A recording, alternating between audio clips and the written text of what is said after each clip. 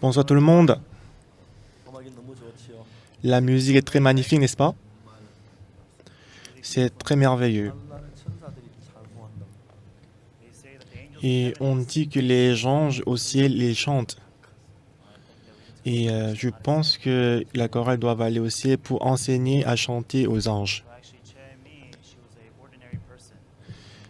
Normalement, Soprano Chaimi, elle était une personne ordinaire, mais aujourd'hui, elle est devenue la meilleure chanteur. Donc la musique était très merveilleuse. Ce soir, nous allons lire Lévitique chapitre 4.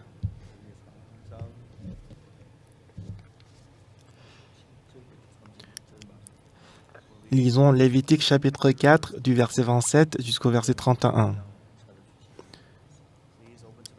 Donc ouvrez la Bible, Lévitique chapitre 4, verset 27.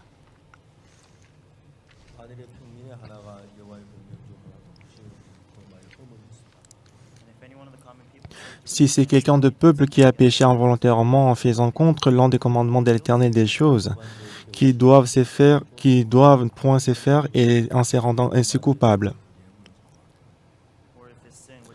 et qui viennent à découvrir le péché qu'il a commis, il offrira en sacrifice une chèvre, une femelle sans défaut pour le péché qu'il a commis.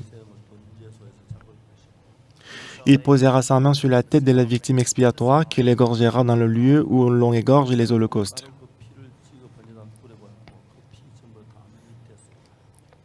Le sacrificateur prendra avec son doigt du sang de la victime, il en mettra sur les cornes de l'autel des holocaustes et il répandra tout le sang au pied de l'autel. Le sacrificateur ôtera toute la graisse comme on ôte la graisse du sacrifice d'action des grâces.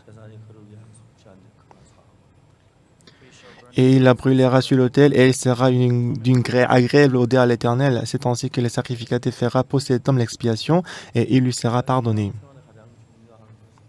Dans notre vie spirituelle, ce qui est le plus important, c'est la relation entre Dieu et nous. Parce que tous sont péchés et ils ont désobéi à la loi. Il y a le péché qui a séparé Dieu et nous.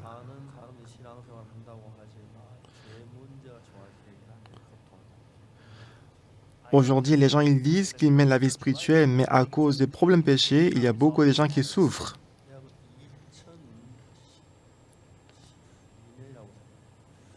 Et je me rappelle que c'était en 2012. Je pense que c'était le 23 juillet.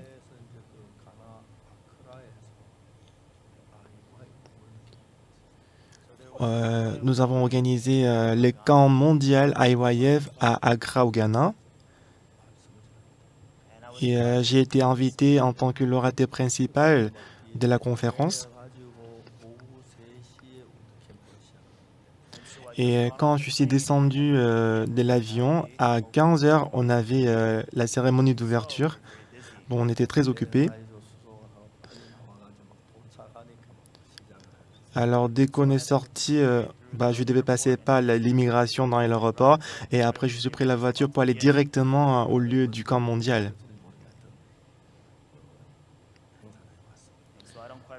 Donc, je ne me rappelle pas très bien si je me suis lavé les visages avant d'y aller, mais en tout cas, je me suis précipité, je me suis dépêché pour y aller. Mais pour la cérémonie d'ouverture, la première dame du Ghana, elle est venue pour donner le message de bienvenue, le message de félicitations. Et parmi les activités que nous faisons, il y a le camp mondial d'IYF. Et moi, j'étais censé donner le message pour la cérémonie d'ouverture. Et avant de donner le message, on a la performance de la chorale. Donc même tous les membres de la chorale Rachel étaient présents pour chanter. Et on a fait beaucoup d'événements.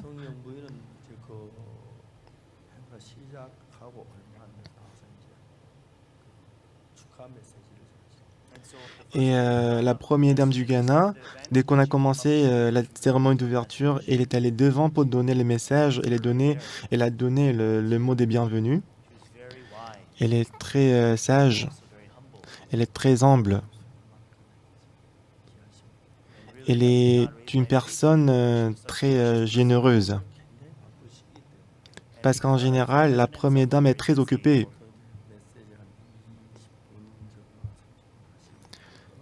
Généralement, après avoir donné le mot des bienvenus pour 20 minutes, et elle quitte immédiatement.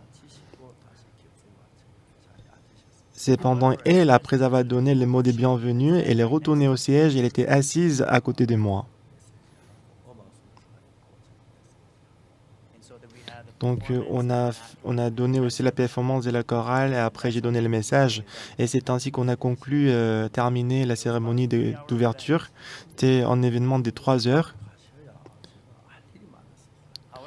Donc, cependant, la première dame, elle devait partir rapidement pour que je puisse faire mes activités. Même après que tous les gens sont partis, elle était restée là. Moi, je ne pouvais pas lui dire de partir. Donc, j'étais assis à côté d'elle, j'ai causé avec elle. Et la première dame, elle m'a demandé sérieusement, elle m'a dit, Pasteur, j'ai un service à vous demander. Ben, je lui ai dit, allez-y. Elle a dit, Président, actuellement, il est vraiment malade. Ah bon? Pasteur, est-ce que vous pouvez prier pour le président? Ah, bien sûr, Madame la Première Dame, je peux prier pour lui. Est-ce que le président doit venir jusqu'à ici pour être prié par vous? Non, il n'y a pas de problème. Je peux y aller pour prier pour lui. Donc la Première Dame m'a demandé le numéro de téléphone. Donc je lui ai donné le numéro de téléphone du missionnaire du Ghana. Et dès que la Première Dame est partie, elle m'a appelé. Elle m'a dit que le lendemain matin, demain matin, je vais vous envoyer la voiture entre 9h ou 10h du matin.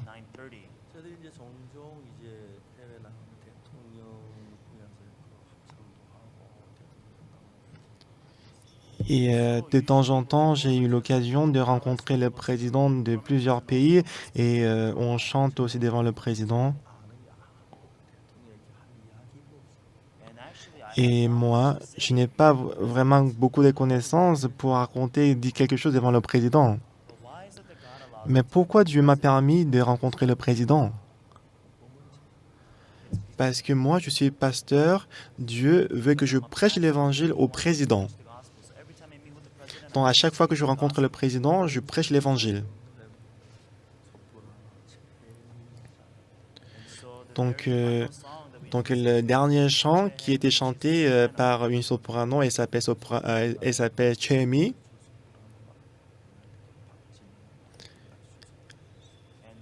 Et aussi dans la chorale Gracias, il y a une autre membre de chorale, elle s'appelle Bartignan. Les deux personnes, on est parti au palais présidentiel avec eux.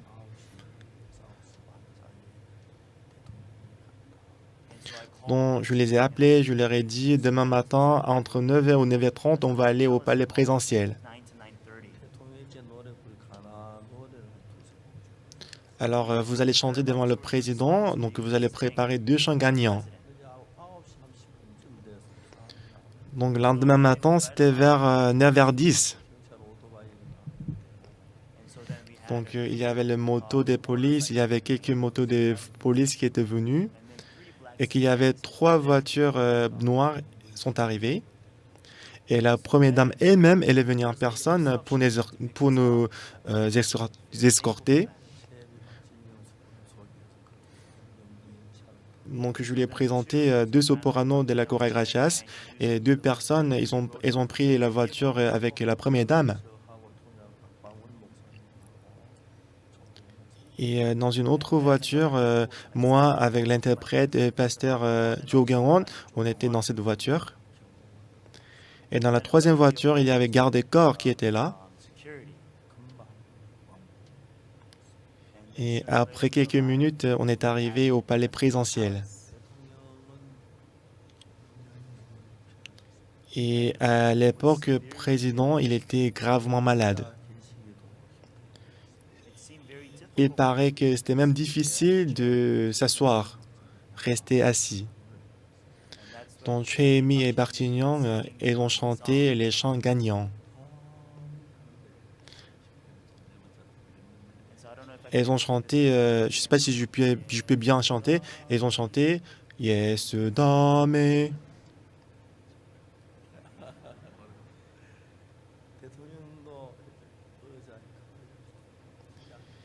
Et le président lui aussi était assis sur la chaise. Et le président, il avait le même âge que moi. Alors après, on a terminé la musique. Et après, je me suis assis en face du président.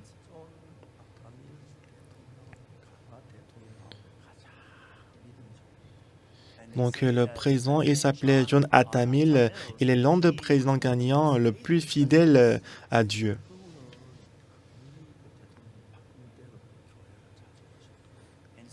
Donc lui, alors qu'il était très occupé pendant qu'il était président, il allait toujours à l'église. Et il était l'un des présidents le plus respecté des chrétiens au Ghana. Donc moi, j'ai rencontré beaucoup de gens. Moi, je suis pasteur.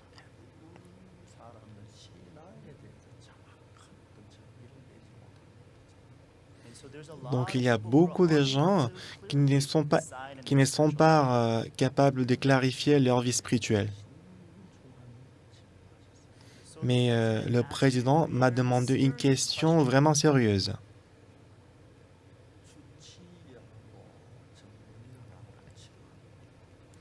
Il a dit, moi j'ai le médecin personnel qui me traite. Moi j'ai deux docteurs personnels qui me traitent, mais il paraît qu'ils sont incapables de me traiter ma maladie. Pourquoi? Parce que ma maladie ne se rétablit pas, mais ça s'empire de plus en plus. Et après cela, il m'a dit,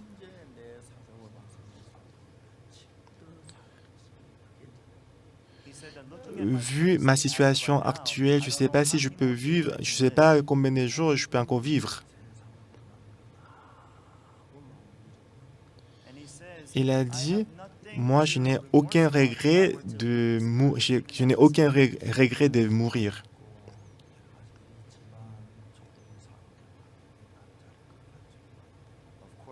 Bien sûr, il y a beaucoup de problèmes dans ces pays, mais je pense qu'il y a aussi beaucoup de gens excellents qui vont s'en occuper. Oui, bien sûr, j'ai rencontré beaucoup de présidents.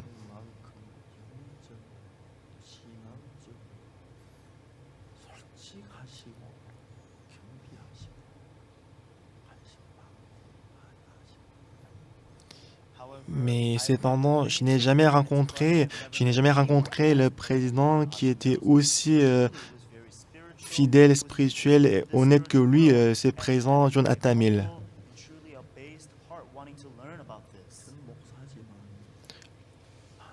Moi, je suis pasteur. Moi, j'ai rencontré beaucoup de gens. Et afin de conduire leur vie spirituelle.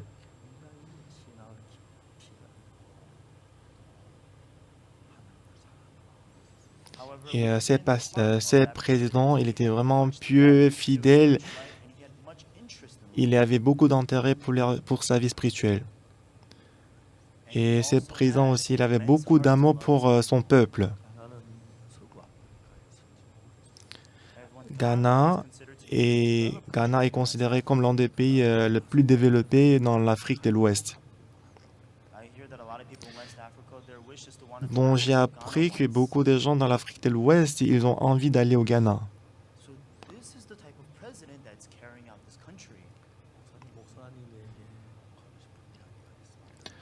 Ah, pasteur, j'ai vraiment une chose à vous dire. Votre Excellence, allez-y, dites-moi. Donc le président, il a ouvert sa bouche. bien que je sois président, mais je suis en même temps l'être humain.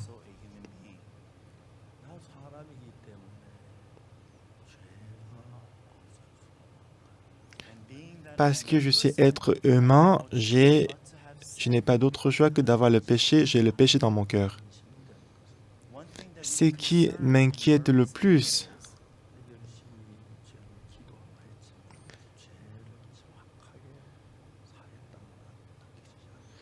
j'ai prié beaucoup pour le péché, mais je ne crois pas que je suis je suis pas je ne crois pas que mes péchés sont lavés. Mes péchés ne sont pas encore lavés, il y a toujours le péché dans mon cœur. Mais je sais que si je meurs avec le péché, j'allais en enfer. Et la raison pour laquelle je voulais vous rencontrer, c'est à cause de ces problèmes du péché.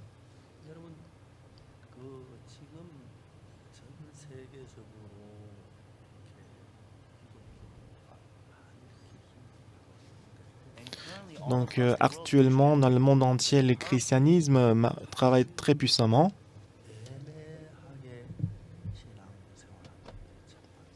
Et en même temps, il y a beaucoup de gens qui mènent la vie spirituelle d'une manière vague. Et parmi les problèmes dans la vie spirituelle, ce qui est le plus important, c'est le problème du péché. Dans ce monde, est-ce qu'il y a quelqu'un qui ne pêche pas?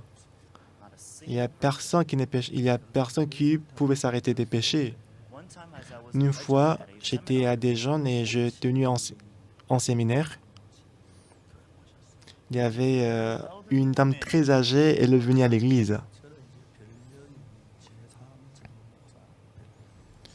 Et mon surnom, j'ai en surnom l'expert de rémission du péché.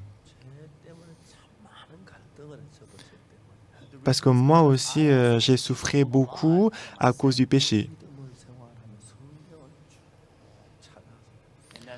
Et c'est pour ça que j'ai beaucoup lu la Bible.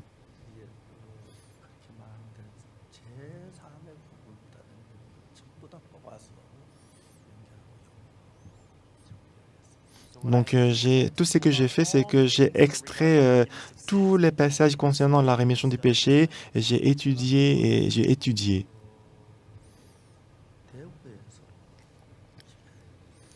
Une fois, j'ai tenu un séminaire de la Bible à Daegu. Il y avait un journaliste de Daegu est venu me voir. Il m'a dit, Pasteur, j'ai une question à vous demander. Oui, allez-y.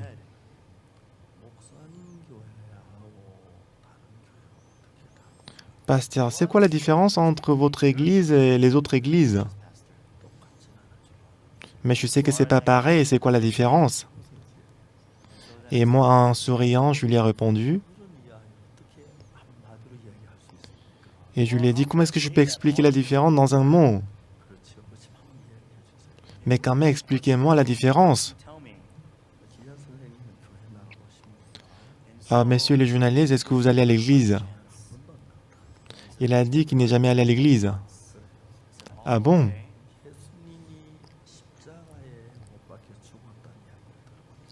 Est-ce que vous avez entendu que Jésus-Christ est mort sur la croix? Bah oui, même si je ne vais pas à l'église, mais je sais que Jésus-Christ est mort. Est-ce que vous savez pourquoi Jésus-Christ est mort? Bah, les gens qui croient en Jésus-Christ, ils disent que Jésus-Christ est mort à cause de nos péchés. Même si vous ne croyez pas en Jésus-Christ, vous savez très bien.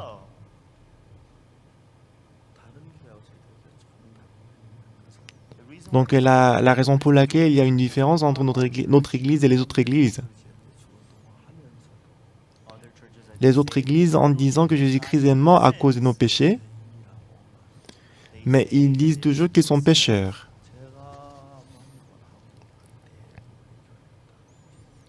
La plupart de l'église que j'ai rencontrées en Corée, c'est comme ça qu'ils disent. Mais notre église, c'est un peu différent.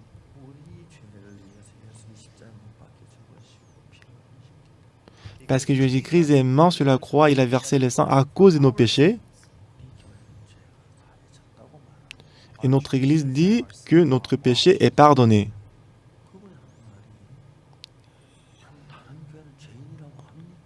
Alors ces journalistes ont demandé, ça veut dire que les autres églises, ils disent qu'ils sont pécheurs. Oui, allez demander aux gens. C'est sûr qu'ils disent comme ça.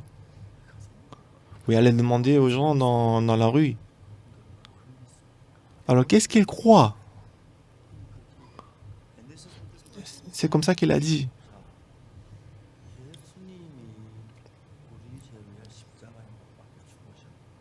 Jésus-Christ est mort sur la croix à cause de nos péchés.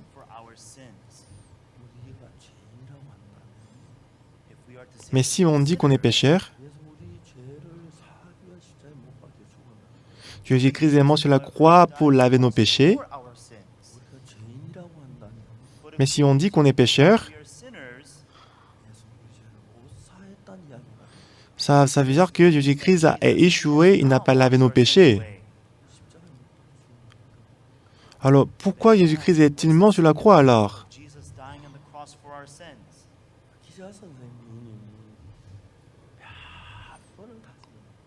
Le monsieur le journaliste, il m'a demandé à plusieurs reprises. C'est sûr que les gens qui fréquentent notre église, ils disent qu'ils sont pécheurs. Oui, c'est comme ça qu'ils disent. C'est sûr qu'ils disent comme ça. Bah, vous pouvez aller demander vous-même. Et je pense qu'il est allé demander aux gens.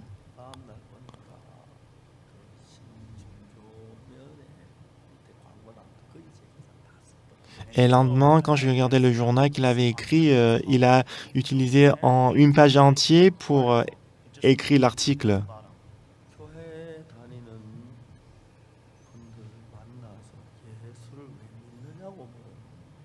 Quand on demande aux gens qui fréquentent l'église, pourquoi vous croyez en Jésus-Christ? La plupart des gens, ils donnent la même réponse. Ils disent qu'ils croient en Dieu pour recevoir le pardon des péchés et aller au ciel. Alors quand on demande, alors est-ce que vous avez reçu la rémission, le pardon du péché? Il y a des gens qui disent qu'ils ont reçu, il y a aussi des gens qui n'ont pas encore reçu. Mais quand on demande, est-ce que vous avez le péché dans votre cœur? La plupart des gens disent qu'ils sont pécheurs. Même s'ils vont à l'église pendant 10 ans, ils sont pécheurs. Même pendant 20 ans, même s'ils vont à l'église, ils sont pécheurs. Ils disent toujours qu'ils sont pécheurs. Même pendant 30 ans. Dans une église, il y avait un ancien très excellent. Et cet ancien, il était excellent, il avait beaucoup de possessions. Il est devenu ancien dans l'église. Il a donné beaucoup d'argent pour l'église.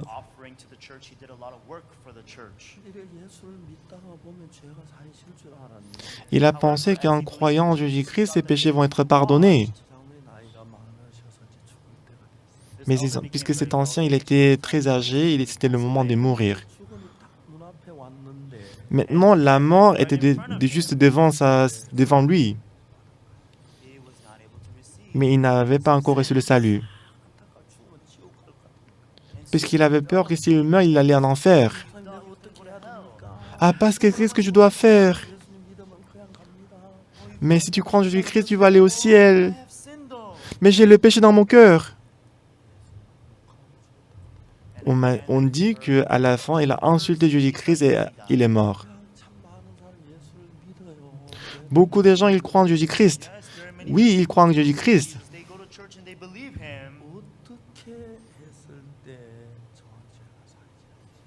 Mais ils ne savent pas comment ils doivent faire pour recevoir la rémission du péché. La plupart des gens ne savent pas comment être pardonnés du péché. Ils pensent vaguement que si je crois justement en Dieu, je vais aller au ciel. Si je fais du bien, si je donne les offrandes, si je prie, Si je fais les services bénévoles, si je lis la Bible, si je vais à l'église le dimanche, je vais aller au ciel. Mais nulle part dans la Bible, on a dit que si on fait ça, on va aller au ciel. Ce qui est le plus important, quand vous allez à l'église, mais le pasteur dit qu'il est pécheur. Même les anciens dans l'église, ils disent qu'ils sont pécheurs. Alors si le pasteur et les anciens disent qu'ils sont pécheurs, comment est-ce que les fidèles ils vont dire? Mais les fidèles disent qu'ils sont pécheurs.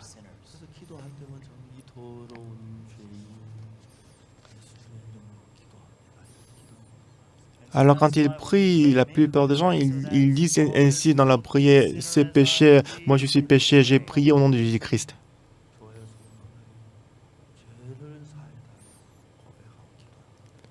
Il y a beaucoup de fidèles dans l'église, ils demandent pardon des péchés dans la prière et confessent leurs péchés.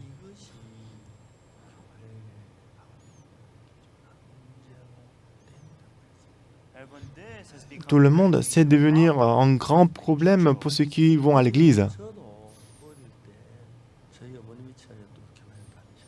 Moi aussi, depuis mon enfance, quand ma mère, elle était encore célibataire, elle allait à l'église.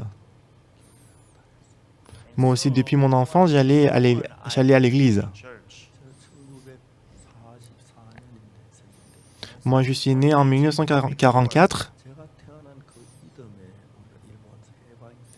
L'année suivante de ma naissance, on a pris l'indépendance du Japon.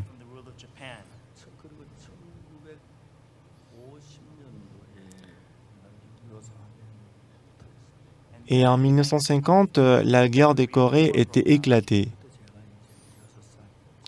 Alors, moi j'avais 6 ans.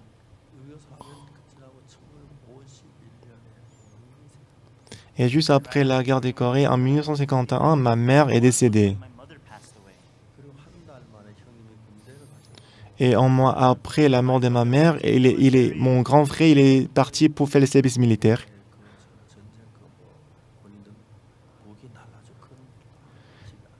Et aussi mon père, à cause de la guerre qui était éclatée, il est parti pour fournir les armes. Il n'était pas à la maison.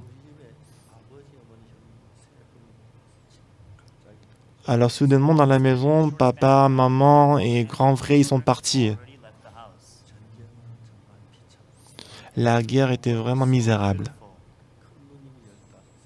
Ma grand-sœur, elle avait 15 ans. Ma deuxième grand-sœur, elle avait 13 ans. Et moi, j'avais 8 ans. Et mon petit frère, il avait 4 ans. Et nous les quatre, on savait pas quoi manger, on savait pas comment vivre. Mais maintenant, je me rappelle pas comment on a pu survivre.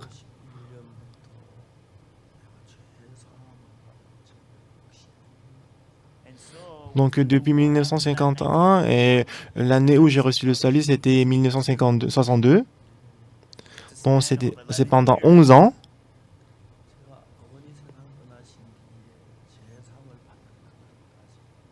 Donc après la mort de ma mère et jusqu'à ce que j'ai reçu le salut. Donc j'ai essayé de me rappeler s'il y avait le jour heureux dans ma vie.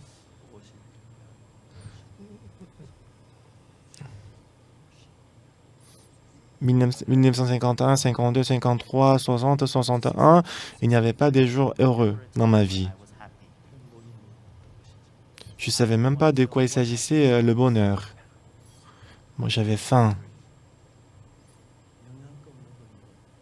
Puisque j'ai mangé des nourritures qui n'ont pas de nutrition, j'avais toujours faim. Et mes pieds, mes bras étaient très fins. Quand j'étais tout petit, j'étais comme ça. Et quand j'avais 15 ans, comme je dois manger, je dois survivre, j'ai beaucoup volé.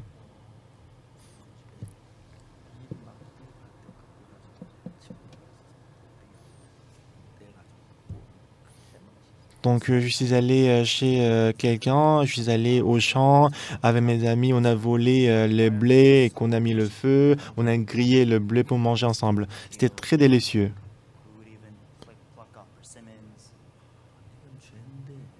Bah, je me suis dit, ah, c'est le péché, c'est ton péché.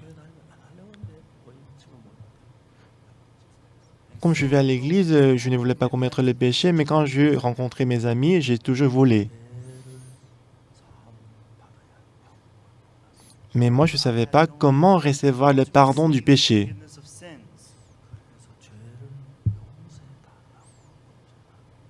Ce qui fait que chaque jour, j'ai supplié, j'ai demandé pour le pardon des péchés. Et des fois, quand on a le séminaire, l'orateur, il vient. J'ai demandé à l'orateur comment est-ce qu'on peut recevoir le pardon du péché. Et dans la plupart des cas, l'orateur m'a dit, il faut te repentir. Donc, je me suis beaucoup repenti. J'ai confessé, donc j'ai demandé le pardon du péché, mais le péché n'était pas lavé, les péchés ont demeuré toujours dans mon cœur. En Corée, on chante les cantiques qui disent par son sang, on est tout pardonné.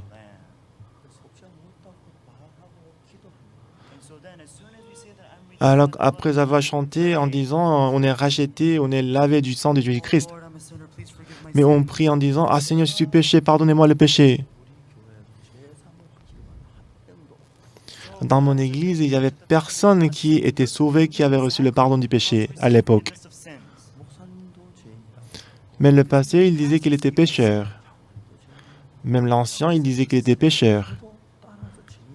Et moi aussi, en suivant le passé et l'ancien, je disais que j'étais pécheur. Et le président Jonathan Mill, avant sa mort, il a demandé sincèrement, il a posé cette question. Il a demandé la question concernant le pardon du péché.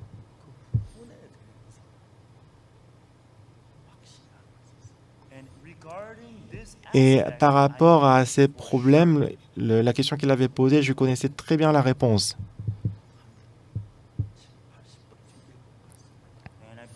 Donc je pense que j'ai lu entièrement la Bible à peu près 80 fois.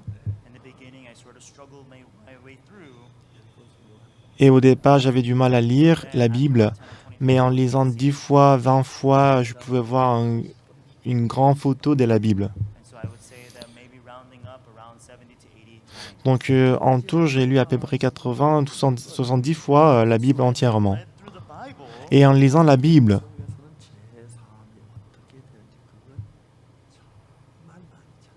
et j'ai cherché beaucoup le passage concernant la rémission, le pardon du péché.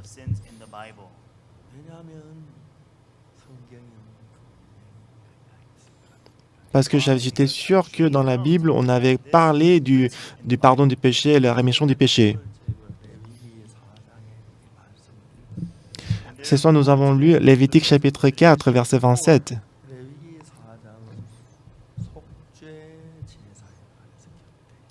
Lévitique chapitre 4 a été écrite concernant les sacrifices d'expiation.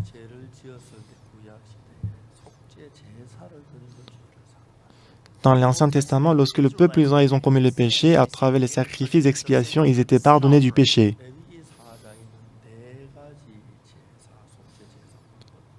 Dans Lévitique chapitre 4, il y a 4 types de sacrifices d'expiation. Premièrement, lorsque le souverain sacrificateur a commis le péché. Et deuxièmement, lorsque le chef a commis le péché. Et troisièmement, lorsque l'assemblée a commis le péché. Et finalement, lorsque quelqu'un du peuple a commis le péché.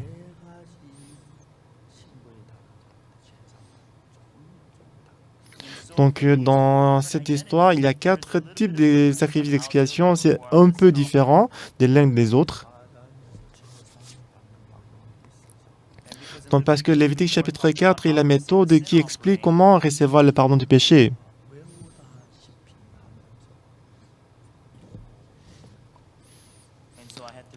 Alors, j'ai lu cette histoire continuellement jusqu'à ce que j'ai appris par cœur cette histoire.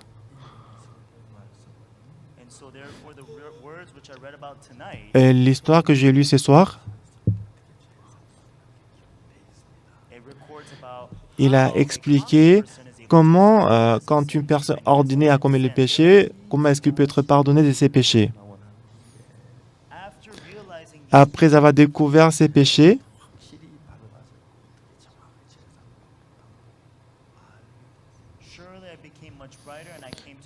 donc à travers cette histoire, j'ai compris exactement comment le péché est pardonné, comment recevoir le pardon du péché.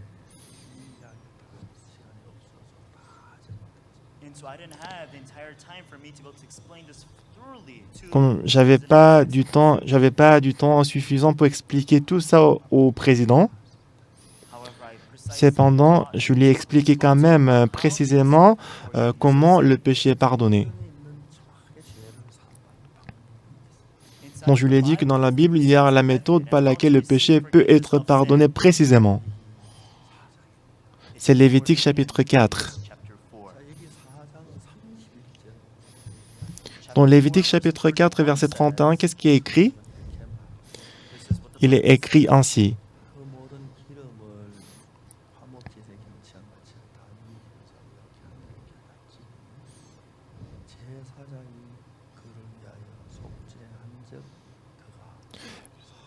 Le sacrificateur ôtera toute la graisse, comme on ôte la graisse du sacrifice d'action des grâces, et il la brûlera sur l'autel, et elle sera d'une agréable odeur à l'Éternel. C'est ainsi que le sacrificateur fera pour cet homme l'expiation, et il lui sera pardonné.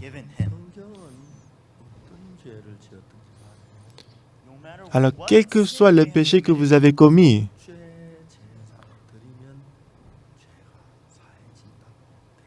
la Bible dit, si vous donnez les sacrifices d'expiation, le péché peut être pardonné.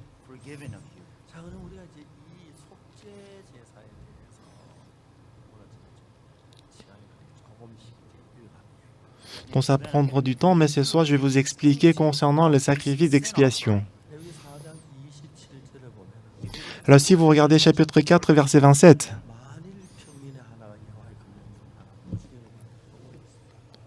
si quelqu'un du peuple qui a péché involontairement en faisant contre l'un des commandements de l'Éternel des choses qui ne doit point se faire et en se rendant ainsi coupable, et qu'il vienne à découvrir le péché qu'il a commis,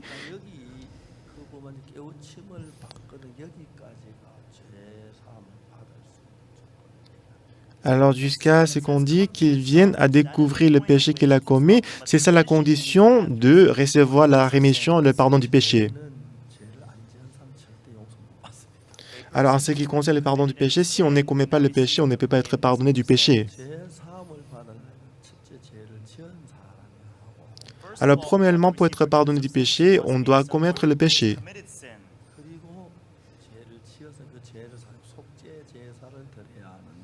Et ensuite, parce qu'on a commis le péché, on doit donner les sacrifices d'expiation. Alors, on doit offrir en sacrifice une chèvre, une femelle sans défaut. Ce qui est le plus important ici, qu'est-ce qu'on dit en hébreu? Cherchons. Hébreu chapitre 10. Hébreu chapitre 10.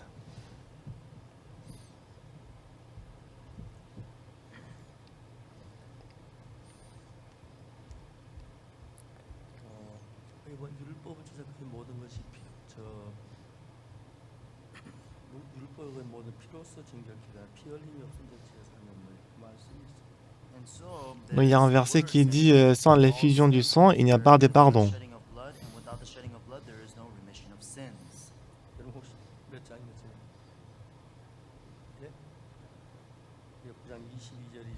Donc, chez chapitre 9, verset 22. Après chapitre 9, verset 22. C'est ce qui est écrit.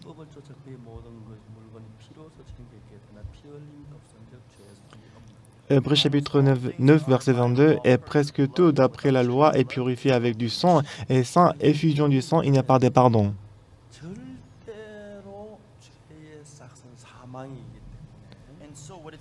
Et qu'est-ce qu'il dit? C'est que puisque le salaire du péché, c'est la mort,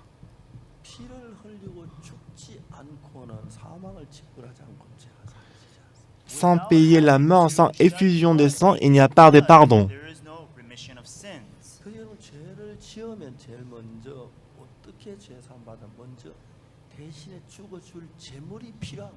Alors, lorsque vous commettez le péché, pour recevoir le pardon du péché, qu'est-ce que vous devez faire? Il faut une offrande pour le péché.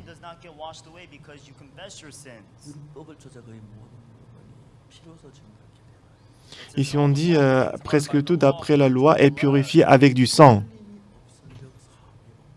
Et sans effusion de sang, il n'y a pas de pardon. Parce que le salaire du péché, c'est la mort.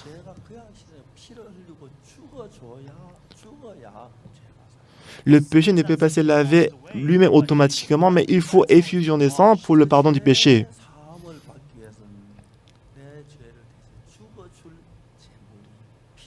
Alors, pour recevoir le pardon du péché, il faut une offrande qui va mourir à ma place. Même si on demande à Dieu, pardonnez-nous le péché ne va pas être lavé.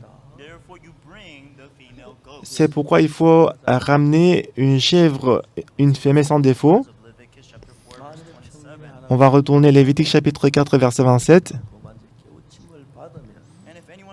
Verset 28, et qu'il vienne à découvrir le péché qu'il a commis. Il offrira en sacrifice une chèvre, une femelle sans défaut.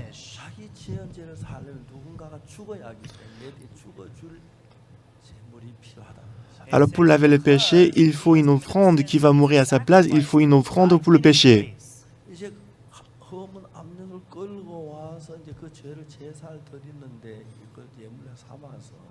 Alors il vient avec une chèvre, une femelle sans défaut pour donner comme une offrande. Alors dans le verset 29, qu'est-ce qu'il a écrit?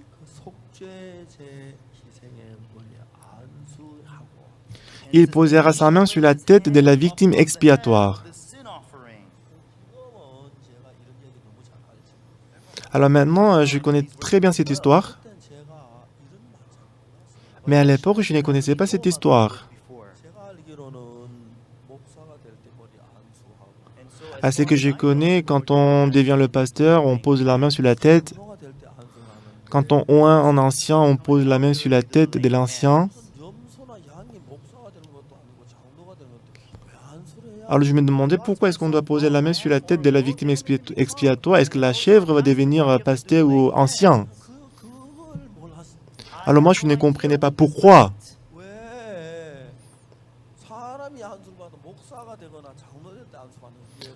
Je comprends que quand on pose la main sur la tête de quelqu'un, on le oint comme le pasteur ou ancien.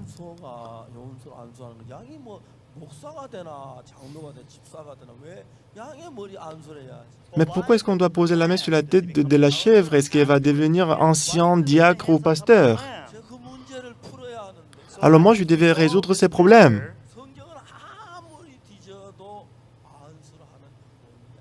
Alors j'ai cherché partout dans la Bible, mais je ne trouvais pas la réponse, la raison pour laquelle on a posé la main sur la tête de la victime expiatoire.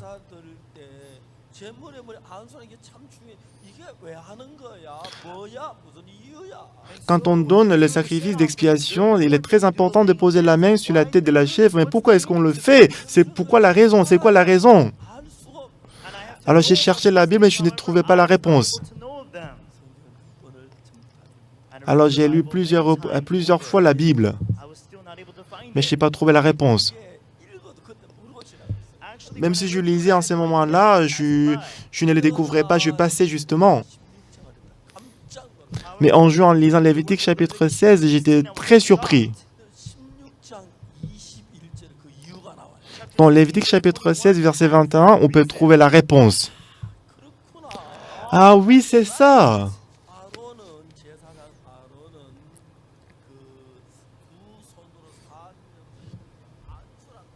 Ici, on dit Aaron, le sacrificateur, posera ses deux mains sur la tête du bouc vivant.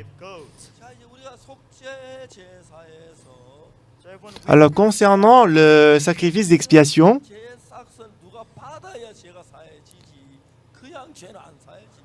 parce que le péché ne va pas se laver automatiquement, il faut une offrande pour le péché, pour le pardon du péché.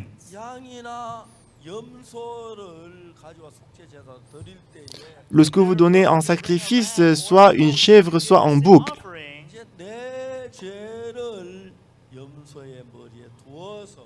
alors on va poser la main sur la tête de la chèvre pour transférer le péché.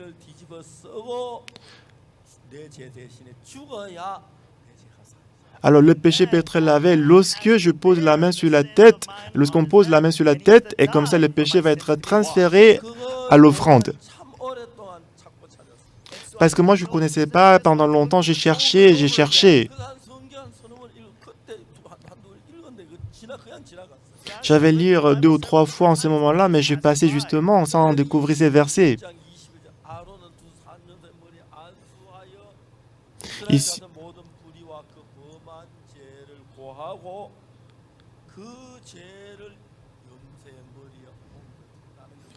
Ici on dit, verset 21, Aaron posera ses deux mains sur la tête du bouc vivant et qu'il confessera sur lui toutes les iniquités des enfants d'Israël et toutes les transgressions par lesquelles ils ont péché. Il les mettra sur la tête du bouc.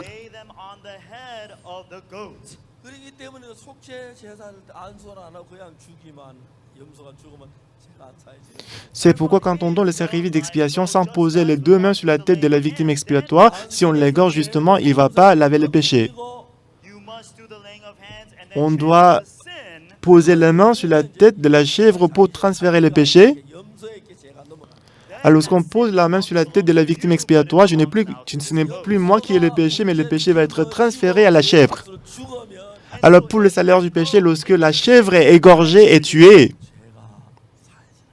le péché va être pardonné et lavé.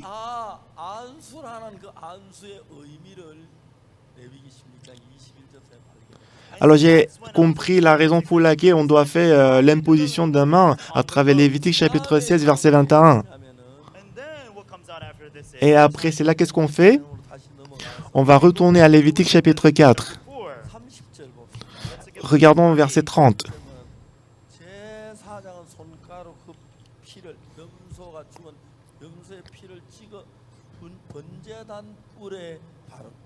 Le sacrificateur prendra avec son doigt du sang de la victime et l'en mettra sur les cornes de l'autel des holocaustes.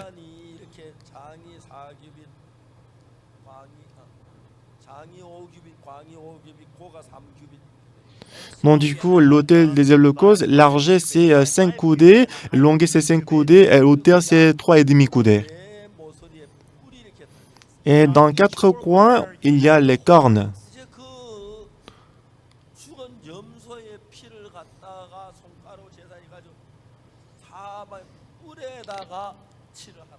Alors on nous a dit de prendre le sang de la chèvre et qu'on met sur les cornes de l'autel.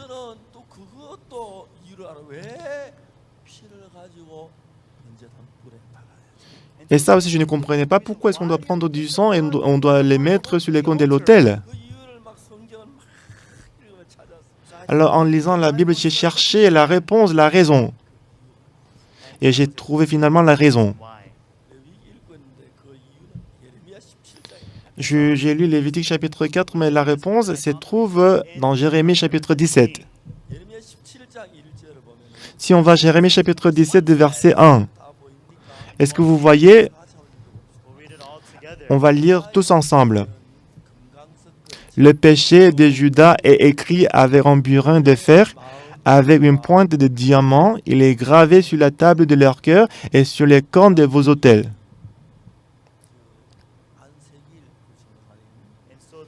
Alors, à côté de moi, il y a pasteur Ansekil. Il est beau, n'est-ce pas, à côté de moi? Alors, je pense qu'il va être très célèbre parce qu'il interprète très bien. Et normalement, mon interprète personnel en anglais, c'est pasteur Park Pang-won. Il est venu en Corée, mais à cause du confinement de 2 semaines, il ne pouvait pas venir ici. Et parce que Pasteur Park Pan-won, il est américain. Et aussi parce qu'il est américain, il ne peut pas rester chez les Coréens pour le confinement. C'est pour ça qu'il est actuellement isolé, il est en confinement. Et il peut sortir après 2 semaines. Maintenant, 3 jours sont passés. Il est en train de souffrir. C'est pour ça qu'il est venu pour le remplacer.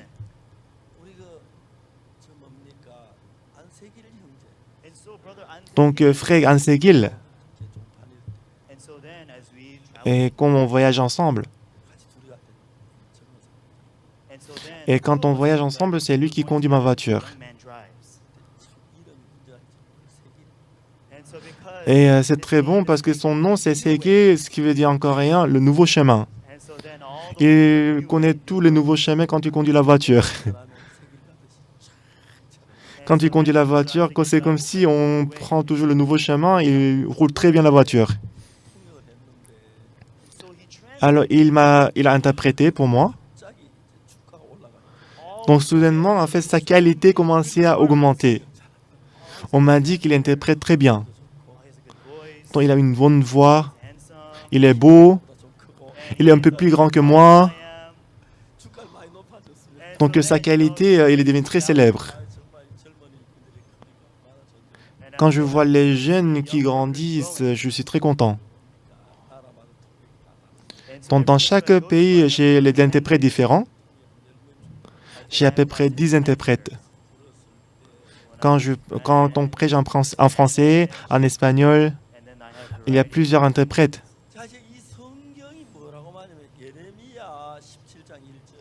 Alors, qu'est-ce que la Bible dit si on voit Jérémie chapitre 17, verset 1?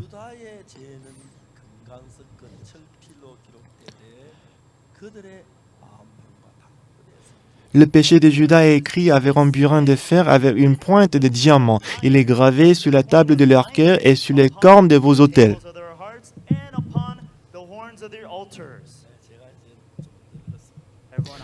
Tout le monde, je suis âgé. Je suis vieux. Donc, parmi vous, il y a encore beaucoup de gens qui ne sont pas encore âgés et vieux. Cette année, j'ai 70 ans selon l'âge coréen. Mais si vous arrivez à mon âge, il y a beaucoup de choses que les jeunes ne peuvent pas comprendre. J'ai 4 petits-enfants.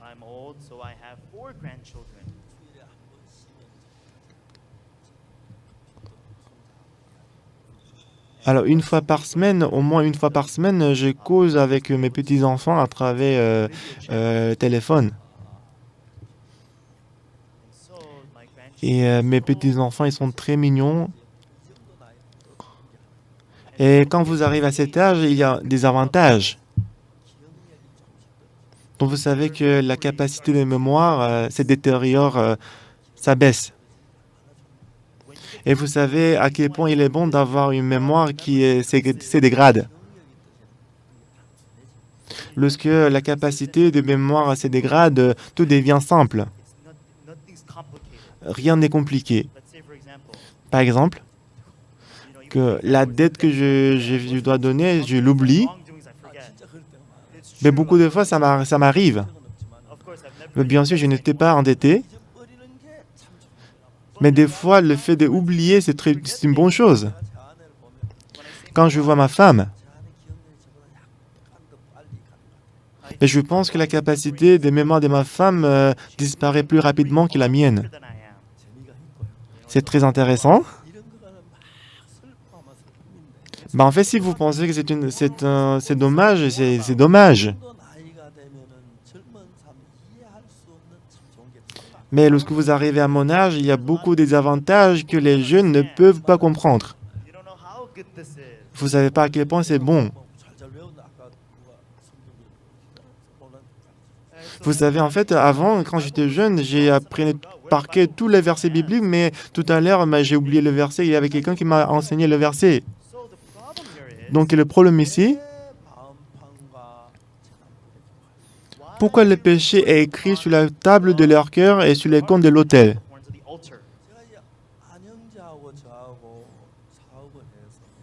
Disons que frère Anne et moi, on fait les affaires. Disons que j'ai fait l'usine des montres. Et disons que frère Anne, il vend la montre. Alors, ce qu'il fait, c'est qu'il prend mes montres et il les met en vente. Il y a les nouveaux marques, est-ce que vous voulez les acheter? Je n'ai pas beaucoup d'argent. Est-ce que vous pouvez me donner un crédit? Oui, allez-y, prenez-le. Après, tu vas me payer après. Bien aimé, quand on fait les business, on peut avoir des crédits, on peut avoir des dettes, n'est-ce pas?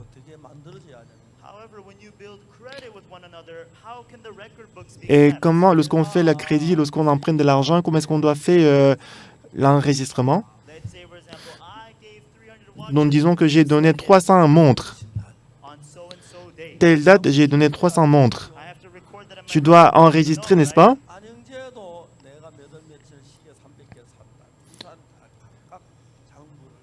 Même frère Anne, lui aussi, il doit écrire, il doit enregistrer que moi, telle date, j'ai pris 300 montres. Et quand il vient pour payer la dette, il va me demander, pasteur, je vais regarder les cahiers. Voilà, je vous paye l'argent pour 300 montres et vous allez effacer, d'accord? Alors, afin de calculer et payer comme ça, alors Dieu et nous, chacun de nous, on a un enregistrement, on a le cahier pour le péché. Alors pour Dieu, il a écrit mes péchés sur les cônes de l'autel.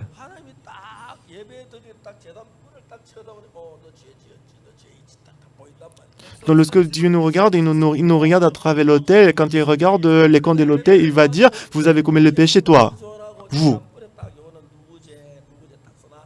Donc il a écrit sur les cônes de l'autel, telle personne a commis tel péché, telle date.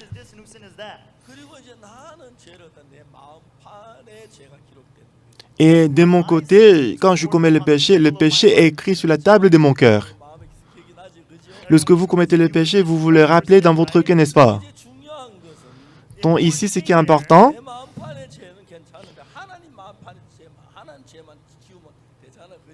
donc du coup, en ce qui concerne le péché qui est écrit sur la table de mon cœur, ça va, mais on doit effacer le péché qui est écrit sur les cônes de l'autel, n'est-ce pas?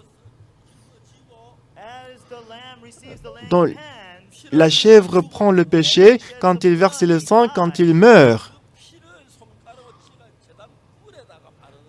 Le sacrificateur, il prend son sang, il le met sur les cônes de l'autel. Qu'est-ce que ça veut dire?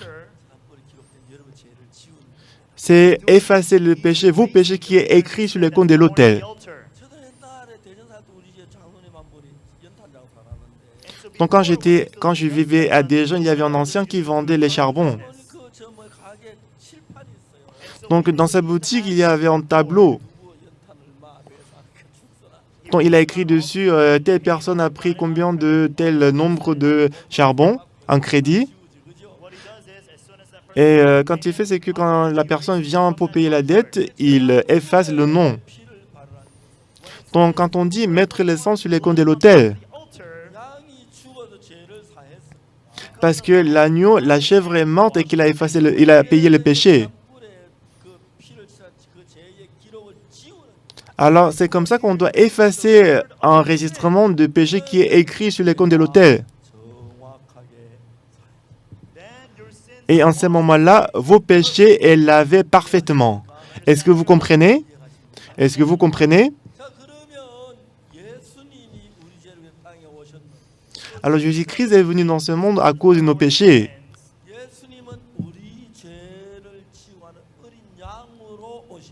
Jésus-Christ est venu dans ce monde en tant que l'agneau de Dieu qui ôte le péché du monde. Est-ce que vous comprenez? Alors lorsque Dieu a envoyé Jésus-Christ dans ce monde, Dieu il a envoyé Jésus-Christ pour effacer, laver nos péchés. Et Jésus-Christ est venu dans ce monde avec l'objectif de laver nos péchés. Alors ce n'est pas nous qui devons travailler pour laver le péché. On a égorgé la chèvre, le bouc pour donner les sacrifices d'expiation. Ce n'est pas qu'on pêche seulement une fois, mais on pêche encore, encore et encore. Alors dans l'Ancien Testament, à chaque fois qu'on commet le péché, on devait rapporter le taureau, le bouc pour l'expiation du péché. Cependant, dans le livre d'Hébreux, qu'est-ce qu'il dit? Alors la raison pour laquelle on a égorgé la chèvre, c'est pour montrer Jésus-Christ comme l'ombre qui va venir laver nos péchés. Ce n'est pas que Jésus-Christ, il va laver nos péchés à chaque fois qu'on commet le péché. Mais Jésus-Christ, il devait donner le sacrifice pour laver nos péchés parfaitement une fois pour toutes.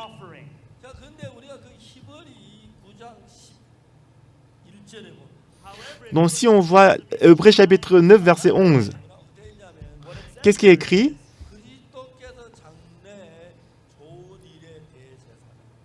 Christ est venu comme souverain sacrificateur des biens à venir.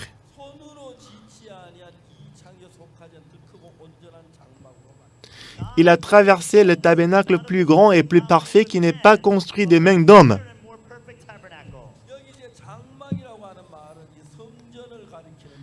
Ici, le tabernacle représente le temple. C'est pourquoi est-ce qu'on a dit le tabernacle comme le temple?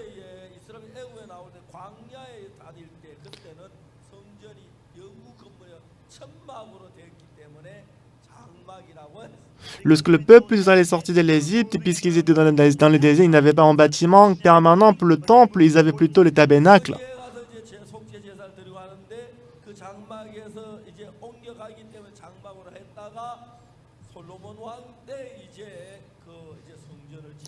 Parce qu'à chaque fois, ils devaient déplacer, c'est pour ça qu'ils ont utilisé le tabernacle pour faire l'expiation.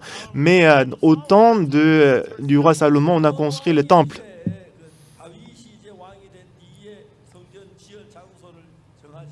Alors, après que David est devenu roi, il a désigné la place pour construire le temple. Il a choisi un endroit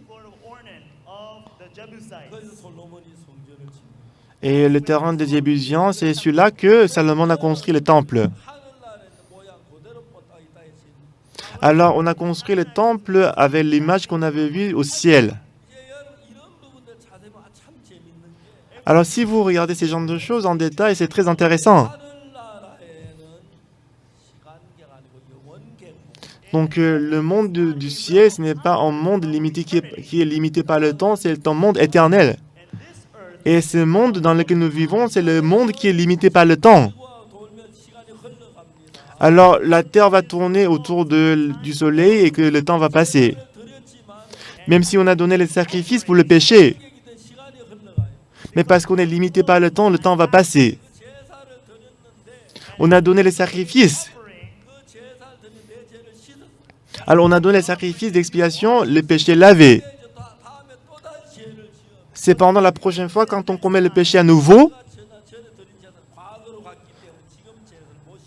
le sacrifice qu'on avait donné avant, c'est devenu passé, ce qui fait que ça ne peut pas laver le péché que j'ai commis maintenant. Ce qui fait qu'à chaque fois qu'on a commis le péché, on devait égorger la brebis, la chèvre. Mais si on voit Hébreux chapitre 9, verset 11, Christ est venu comme souverain sacrificateur des biens à venir.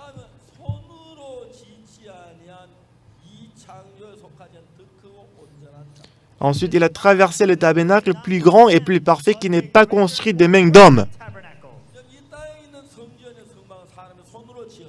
Le tabernacle, le temple qui se trouve dans ce monde, était construit des mains d'hommes. Mais ici, il s'agit du tabernacle, le temple qui est au ciel. Ce soir, c'est un peu long. Je vais finir en vous racontant quelques histoires. Bien-aimé, le temple qui est au ciel. C'est quoi la différence entre le temple céleste et le temple terrestre?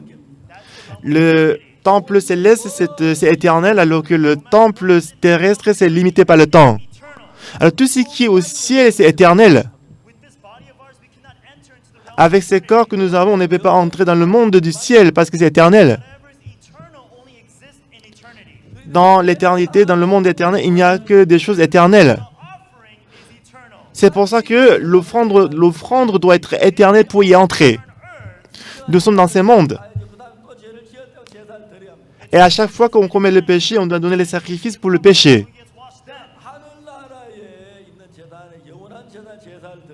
Mais si on donne les sacrifices dans l'autel qui se trouve au ciel, nos péchés peuvent être pardonnés pour toujours, pour l'éternité.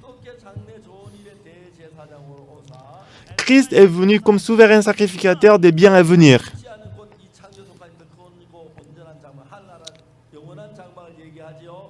Il a traversé le tabernacle le plus grand et le plus parfait, c'est le tabernacle céleste qui n'est pas construit des mains d'hommes.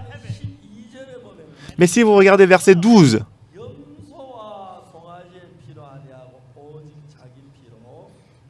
il est entré une fois pour toutes dans le lieu très saint, non avec le sang de boucs et de veaux, mais avec son propre sang.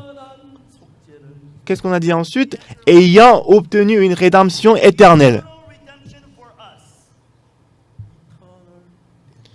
Une rédemption éternelle pour nous. Une rédemption éternelle ayant obtenu une rédemption éternelle. Amen. Amen.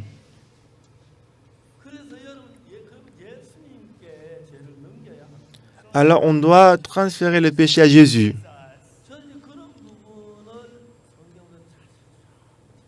Alors par rapport à ça, j'ai cherché partout dans la Bible.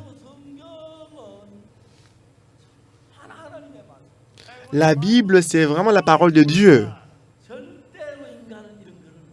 L'homme ne peut jamais écrire telle chose. Il y a la paire, c'est précis, c'est certain, c'est merveilleux. Matthieu chapitre 3. Regardons Matthieu chapitre 3. C'est très intéressant.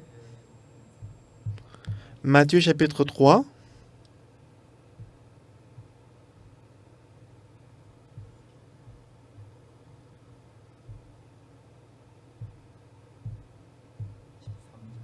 Verset 13.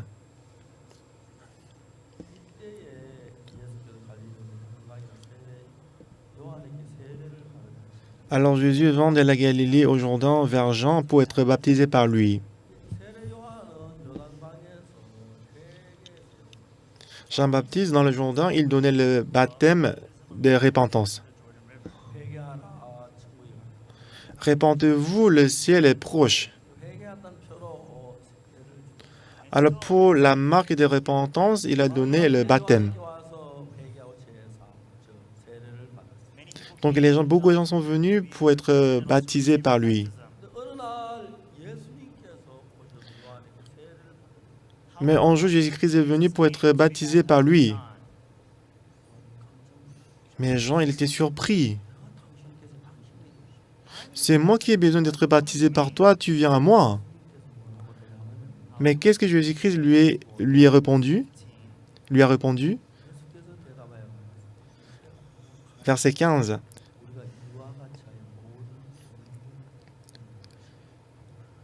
Jésus lui répondit, « Laisse faire maintenant, car il est convenable que nous accomplissions ainsi tout ce qui est juste. »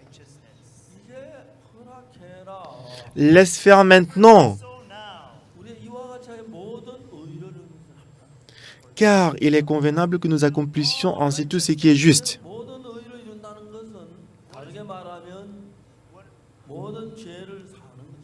Accomplir tout ce qui est juste, autrement dit, laver tous les péchés.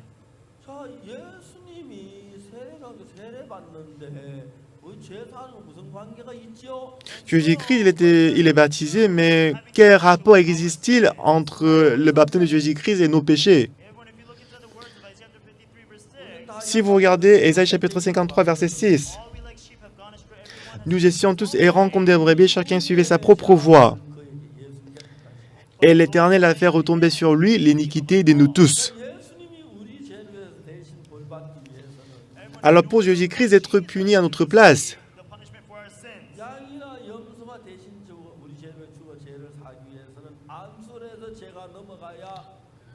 tout comme si pour que le péché puisse être transféré à la chèvre, on doit poser la main sur la tête. Parce que Jésus-Christ, il est venu dans ce monde pour mourir à cause de nos péchés. Tout comme si on transfère le péché en posant la main sur la tête de la chèvre.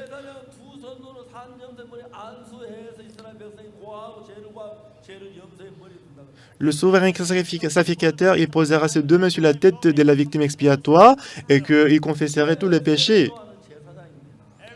Bien-aimé, Jean-Baptiste, il est souverain sacrificateur. Parce que son père, il est sacrificateur, n'est-ce pas? Et Jean-Baptiste, lui aussi, il est sacrificateur. Avant que Jésus-Christ meure à cause de nos péchés sur la croix, on était obligé de transférer nos péchés à Jésus. Alors pour recevoir le péché du monde, Jésus-Christ est venu pour être baptisé. Mais Jean, il a résisté. Seigneur, c'est moi qui ai besoin d'être baptisé par toi, tu viens à moi. Mais Jésus lui dit, laisse faire maintenant. Car il est convenable que nous accomplissions ainsi tout ce qui est juste. Accomplir tout ce qui est juste. Ça veut dire laver tous les péchés. Si tous les péchés sont pardonnés et lavés, nous devenons justes.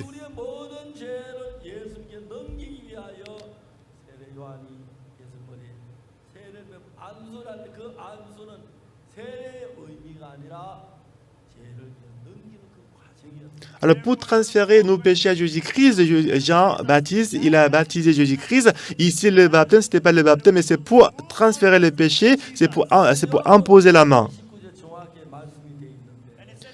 Et si vous voyez Jean chapitre 1, verset 29, Jean chapitre 1, verset 29, lendemain, vit que Jésus-Christ venant vers lui. Donc il y a les différences entre Matthieu et Jean.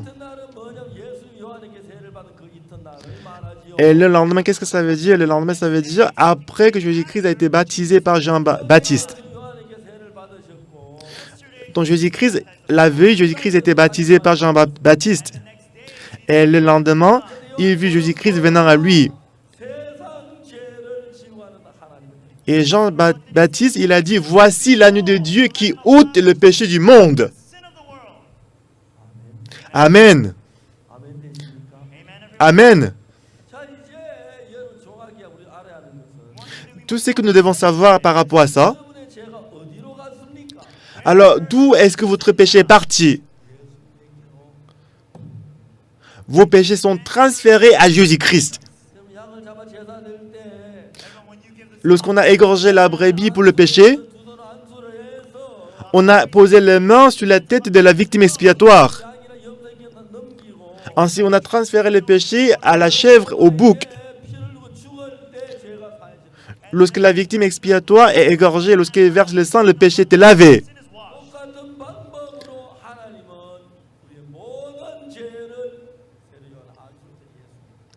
De la même manière, tous nos péchés du monde, à travers le baptême de Jean-Baptiste à Jésus-Christ, il a transféré le péché à Jésus. Le lendemain, Jean-Baptiste, il a dit à Jésus-Christ, voici l'agneau de Dieu qui ôte le péché du monde. Jésus-Christ, il travaille dans le monde éternel alors que nous travaillons dans un monde qui est limité par le temps. Jésus-Christ, il a ôté tous les péchés du monde. Il n'a pas mis son sang sur le corps de l'autel qui est dans ce monde, mais il a mis son sang sur le corps de l'autel qui est au ciel. Et il a lavé le péché pour l'éternité. Amen. Amen. Jésus-Christ est venu dans ce monde pour laver nos péchés. Mais si on dit qu'on est pécheur, ça veut dire que Jésus-Christ a échoué, il n'a pas pu laver nos péchés. Ça, c'est trop ridicule, n'est-ce pas? Jésus-Christ a reçu précisément nos péchés. Lorsque Jésus-Christ est crucifié,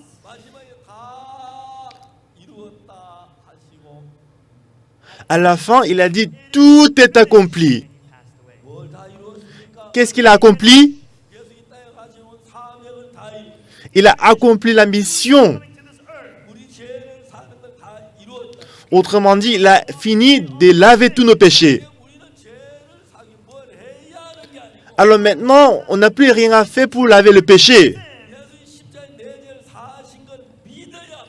Ce que nous devons faire, c'est qu'on doit croire que Jésus-Christ a lavé tous nos péchés. Amen.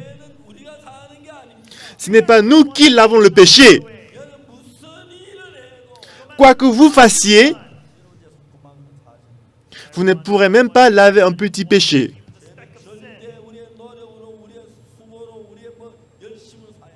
Jamais, par nos efforts, on ne peut pas laver le péché.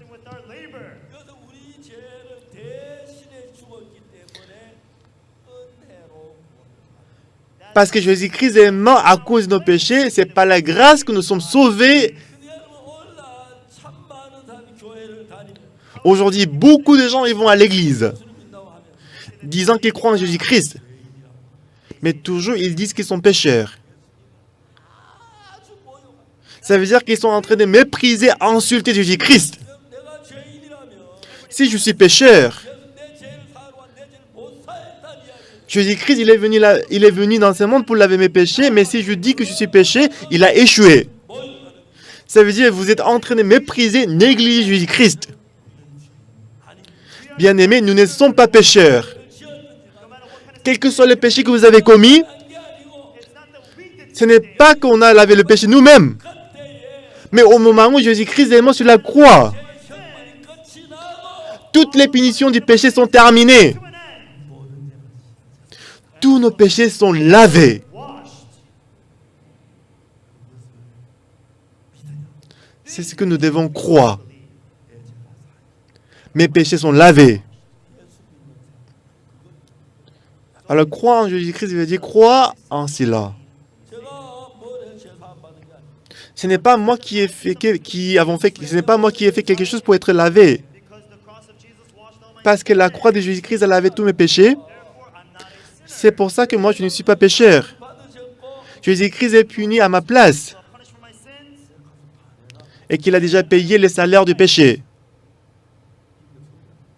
J'ai petits-enfants aux États-Unis. Mes petits-enfants, ils sont très mignons. Ah, grand-père, achetez-nous le hamburger. De temps en temps, quand je vais aux États-Unis, je les achète le hamburger.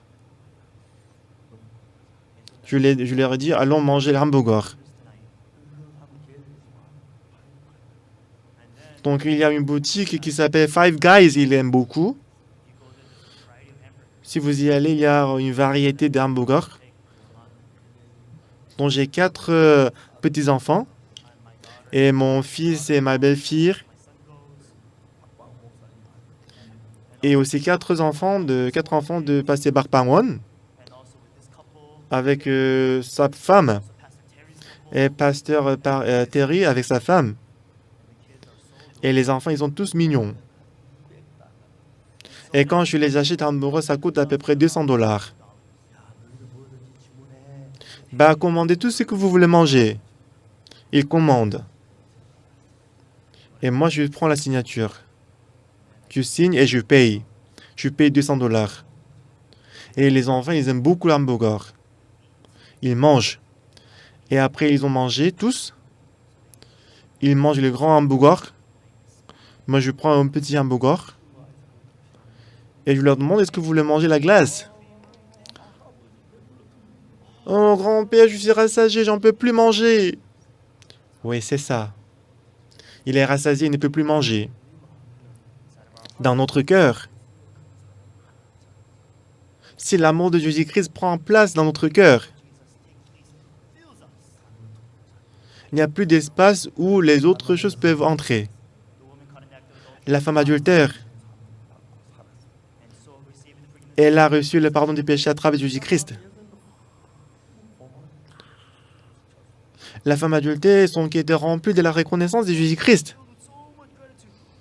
Oh, je suis rassasié de la reconnaissance de Jésus. Elle était reconnaissante, elle était reconnaissante. Elle est reconnaissante. Maintenant, parce que son cœur est rempli de reconnaissance, il n'y a plus d'espace où la convoitise peut entrer. Elle a mené la vie brillante. Le péché, c'est quelque chose qu'on ne peut pas laver nous-mêmes. C'est Jésus-Christ a lavé le péché. Lorsqu'il est crucifié sur la croix, il a tous vos péchés pour toujours, parfaitement, il les a lavés en versant le sang. Romains chapitre 4, verset 25. Lequel a été livré pour nos offenses et est ressuscité pour notre justification. Amen.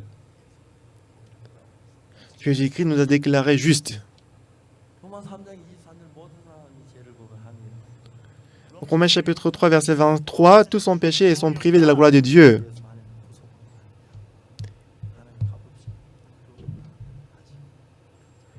Et ils sont gratuitement justifiés par sa grâce, par le moyen de la rédemption qui est en Jésus-Christ. Qu'est-ce qu'il est merveilleux? Qu'est-ce qu'il a dit? Il a dit, vous êtes juste. Vous êtes juste, vous êtes juste, vous êtes juste, vous êtes juste. Dieu, il est juge. Si le juge dit que vous êtes non coupable, vous êtes non coupable, vous êtes juste. S'il a dit que vous êtes juste, vous êtes juste. Si Dieu vous dit vous êtes saint, vous êtes saint. Alors tout ce que je dois faire, c'est de croire à la parole de Dieu. Il y a plusieurs versets pareils dans la Bible. Donc nous allons voir en Corinthiens chapitre 6, verset 10. Si on va en Corinthiens chapitre 6, verset 10.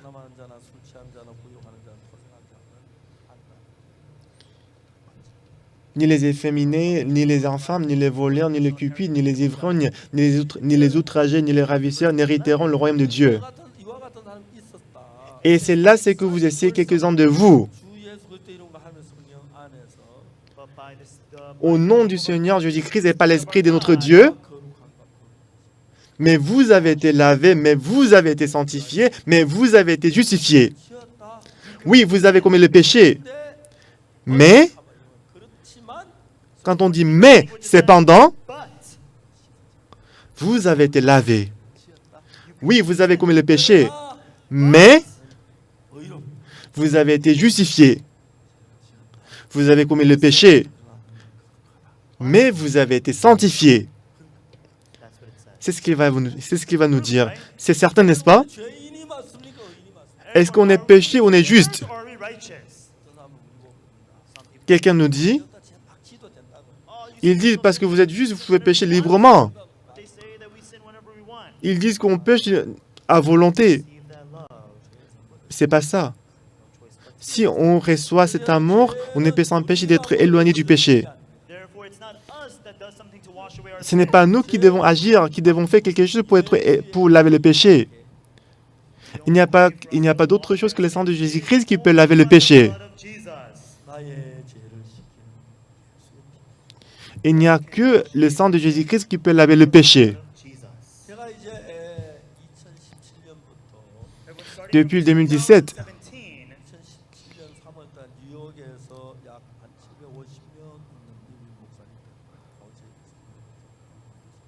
en mars 2017, à New York, avec 750 pasteurs, pendant une semaine, on a partagé la parole en détail. Les pasteurs américains, ils ont dit, Ils voulaient inviter nos pasteurs chez eux. Ils ont dit aux fidèles, frères et sœurs, moi je suis pasteur, mais je n'avais pas reçu le pardon des péchés. Et à cause du péché, j'ai souffert. Mais à travers la mission de la bonne nouvelle, j'ai reçu le salut, le pardon du péché. Maintenant, je peux vous dire comment j'ai reçu le salut. Mais parce que le pasteur des missions de la bonne nouvelle, il peut expliquer mieux que moi, je l'ai ramené ici. Pendant 3 jours, on va écouter par le pasteur des missions de la bonne nouvelle comment le péché est lavé. Beaucoup de pasteurs américains, ils ont fait comme ça.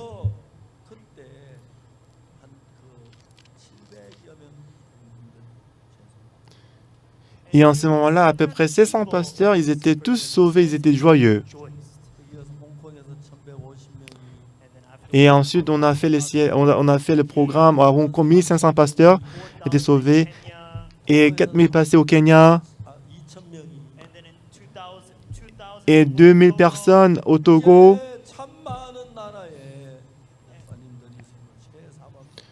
Et beaucoup de pasteurs et fidèles dans beaucoup de pays étaient sauvés et ont reçu le pardon du péché. Bien-aimés, si on dit qu'on est pécheur, ça veut dire que Jésus-Christ n'a pas lavé le péché, c'est une insulte contre Dieu. Ce n'est pas que Jésus-Christ n'a pas lavé le péché. Il a lavé le péché précisément. Plus blanc que la neige. Il y a encore beaucoup de versets bibliques qui expliquent ça. Je vais continuer la prochaine fois. On va terminer ici. Alors, qu'est-ce qu'on doit faire maintenant? On ne doit rien faire. Ce n'est pas nous qui lavons le péché. C'est Jésus-Christ qui lave le péché. Il a lavé tous nos péchés pour l'éternité, plus blanc que la neige. Jésus-Christ a souffert, il était puni sur la croix à cause de nos péchés. Il était blessé pour nos péchés, brisé pour nos iniquités. Le châtiment qui nous donne la paix est tombé sur lui, et c'est par ses meurtrissures que nous sommes guéris. Ah, Jésus-Christ, merci. Merci de nous avoir lavé le péché parfaitement. Bien-aimés, nous ne sommes plus pécheurs. Ça ne veut pas dire qu'on n'a pas commis le péché. C'est sur la croix que nos péchés sont lavés comme la neige. Nous sommes propres. Croyez-y. Si vous ne voulez pas croire, levez la main. Moi, je suis pécheur. Personne, n'est-ce pas? Donc, si vous pensez que vous êtes péché, Dieu va être découragé, déçu. On va remercier Dieu qui nous a lavé le péché. Nous allons louer le Seigneur. Prions. Éternel Dieu Tout-Puissant, nous te disons merci. À cause du péché, on devait être détruit, on devait périr. Mais tu envoies Jésus-Christ pour laver nos péchés plus blancs que la neige. Merci. Seigneur, on est reconnaissant de parler de ça aujourd'hui. Aujourd'hui, beaucoup de gens en croyant en Jésus-Christ, ils ont toujours le péché dans le cœur. Alors qu'ils croient que Jésus-Christ est mort sur la croix. Ils ne croient pas que le péché est lavé. Il y a beaucoup de gens qui disent qu'ils sont pécheurs. Permets-le de croire en Jésus-Christ et recevoir le pardon du péché. Permets-le de vivre une vie heureuse.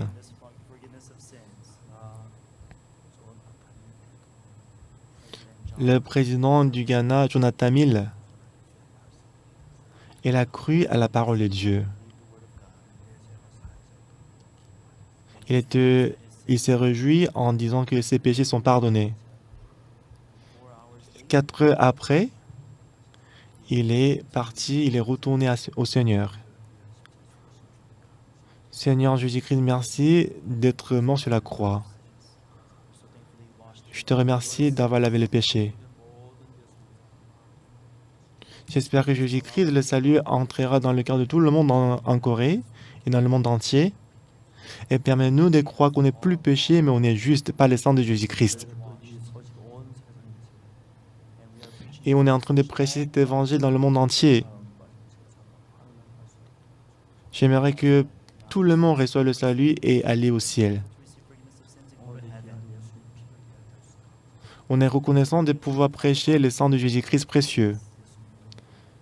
J'ai prié au nom de Jésus-Christ. Amen. Merci beaucoup.